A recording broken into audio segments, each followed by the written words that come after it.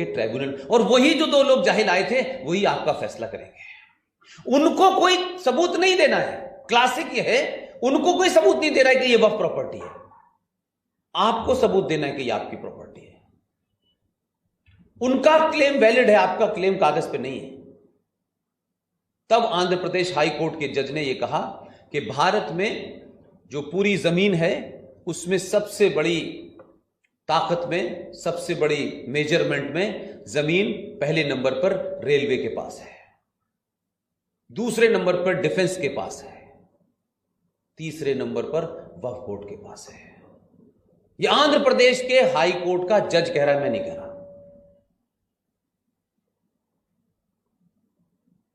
आपके शहर का एक नामी ग्रामी जो देश का सबसे बड़ा बिजनेसमैन है।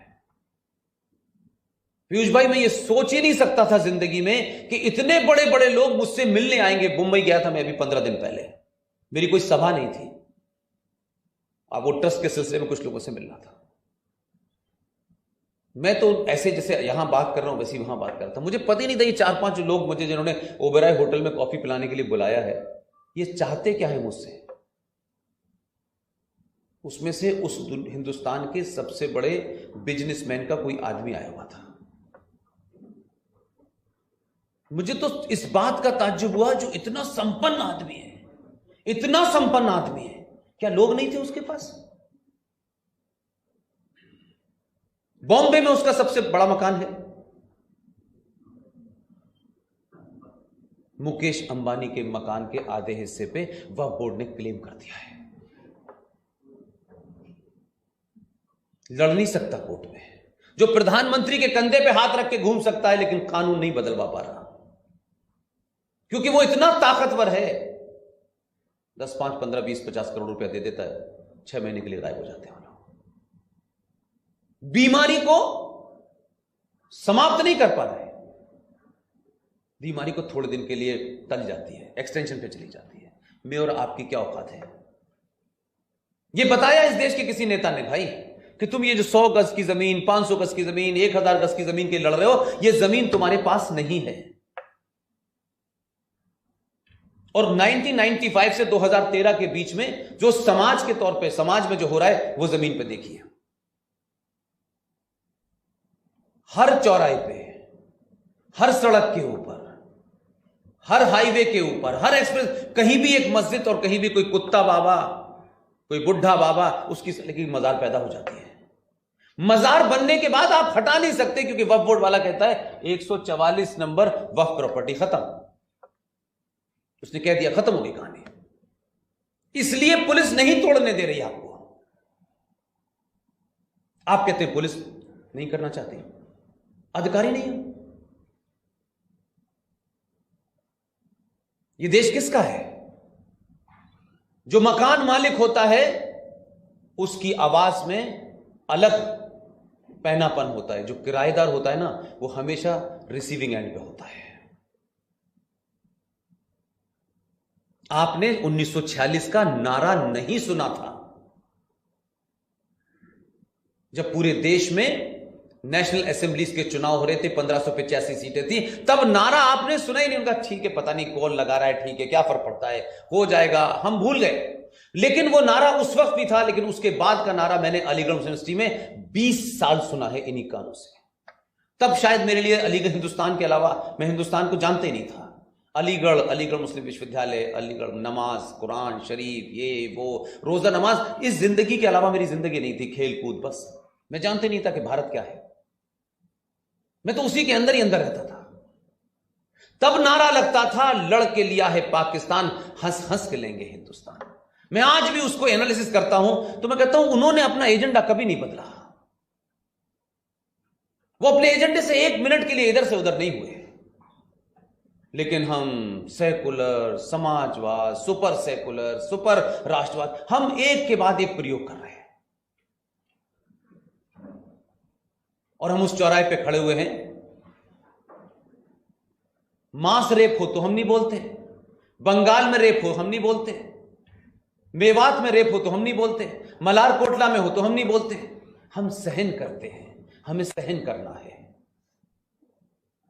यह किसी जिंदा कौम की निशानी है?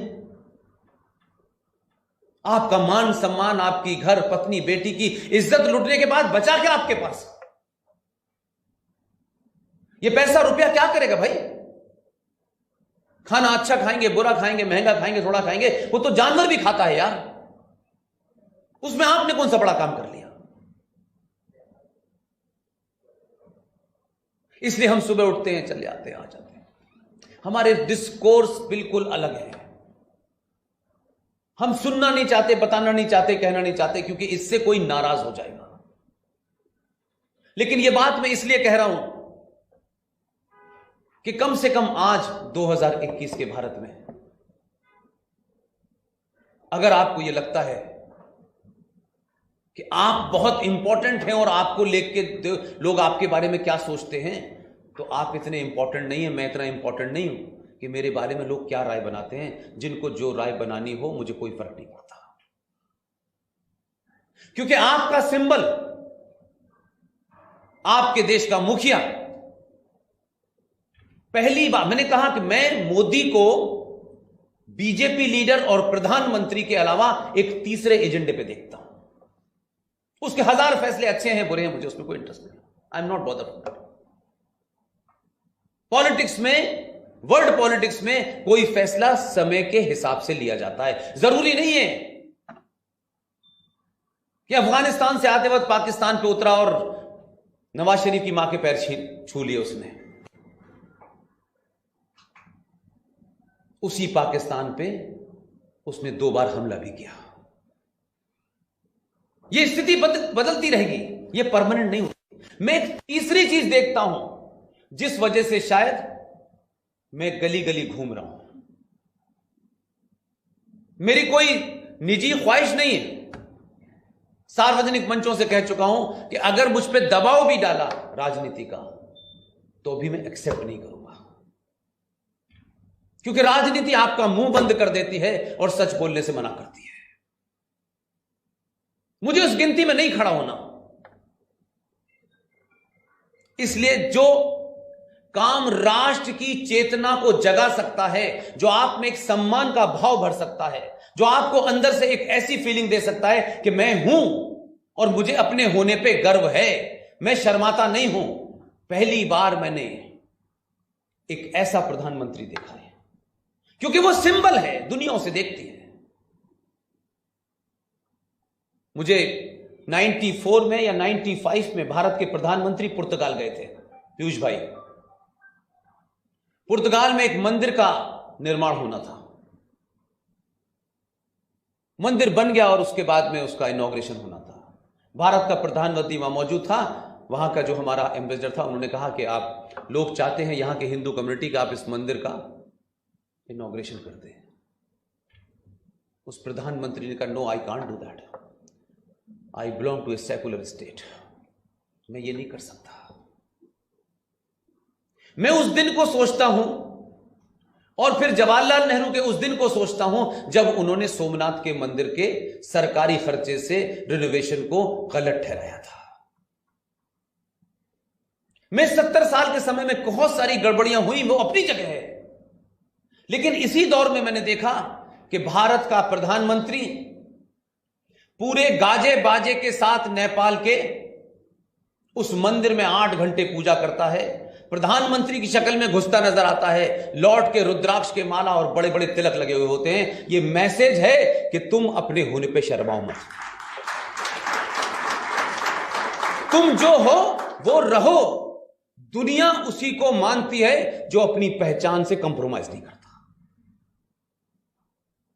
बहुत लोगों को लगता था मंदिर चला जाएगा तो कुछ लोग नाराज हो जाएंगे। उसको पता चल गया था कि इस बार लोग नाराज नहीं होंगे, बल्कि 283 से 303 पहुंचा देंगे। इसलिए केदारनाथ गया। यह मैसेज वो देश को नहीं, इस राष्ट्र को दे रहा था। इसलिए उसने किसी जगह भी कहीं कोई अपोलोजिस्टिक नहीं है, किसी तरीके से शर्माता नहीं है।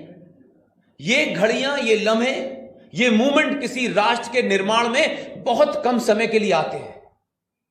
इसको 100 रुपए पेट्रोल हो गया है, आलू महंगा हो गया है, ये हो गया है, इससे तुलना मत कीजिए भाई।